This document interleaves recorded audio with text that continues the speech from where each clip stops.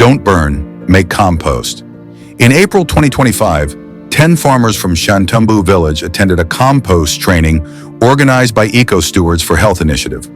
1 year later, we returned, not to teach, but to learn. What we found was inspiring. Farmers like Mr. Yassine, Evans, Kennedy, and others have embraced composting. Their maize and vegetable fields are healthy, their soils are rich, and cases of armyworm attacks have reduced.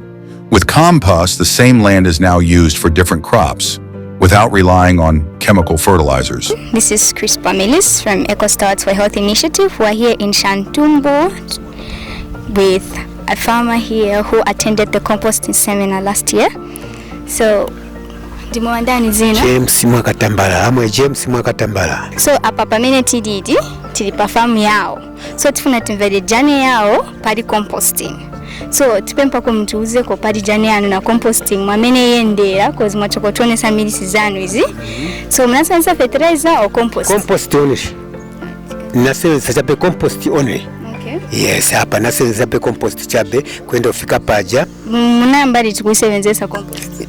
Ndiye pamene namba manje. This ndiye pamene namba manje. So naiona kuti compost is a very good one. Okay. It's a very good one. So kutoka pe mnaambira kusenza compost, difference yemaona pali compost na fertilizer. Compost is good. Compost is good. Ndasunga ziwo nunga ndirama kuyamba kwamba kumakusenza kuma fertilizer. Compost is good. Kai utenga chabe vimatepo upyanga vimatepo vija upereka mu mugodi vakaola basi wabora wafaka kumunda. Is a very good fertilizer.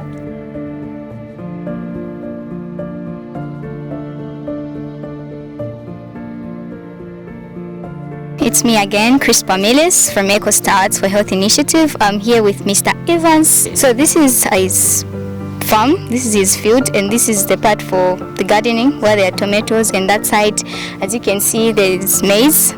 Yeah, there is maize. Yes, I planted a plot, just a small plot for maize. Alright, so he's one of the students that came for composting training, and now want to hear his story. Okay. Yeah, I'm even smart here. I once went for the training.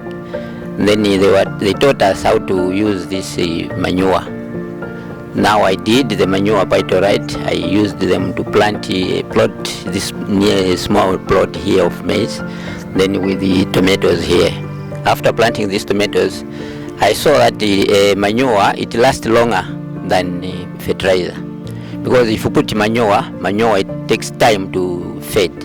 Now if you put fertilizer, after 3 weeks you put fertilizer, 3 weeks you put fertilizer. So I saw the manure is good.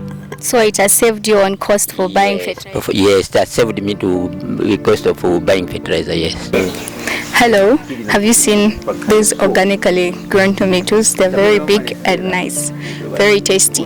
So, see the fruits of compost. So, just when we're taking the survey, we noticed that we're told that there's a stream that dried out. So let's hear from them the cause of the drying of that stream. The cause of drying of this stream is at first we had a lot of trees. Now these chacobanas, they cut all the trees. After cutting all the trees, so the thing was that sun just go direct to the soil, so that heat, the water goes away. So this is the problem of wood drying. When we had the trees, we had more water. We were watering nearly all year round. Now when they cut these trees, now water is nothing. I moved to Shantumbu about 4 years ago, and immediately I noticed that there were very few trees around.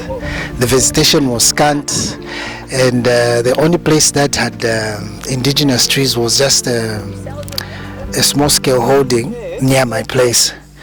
So I thought of starting to plant trees. Yeah, so I bought a couple of trees around, and the time I was planting, I used to plant in the morning. That was the time Diane and the husband would ride past my place. So they saw me planting trees, and Diane stopped.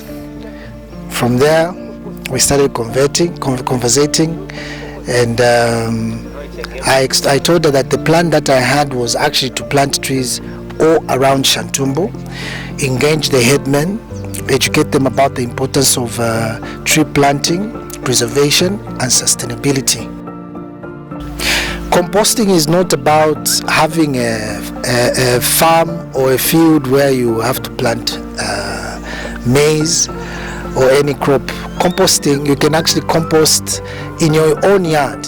You just need a 2 meter by 2 meter, 1 meter by 1 meter, or even in a bucket for your plants. If at all you are not a farmer, you can use it to feed your you can use compost to feed your plants, because that is rich minerals. Compost has got rich minerals, rich organisms, and it's not a one-off. It stays in the soil for years and years. All right, so Mr. David Shilimbwa was part of the people who are trained for composting. Let's hear his story. This composting is a very good idea.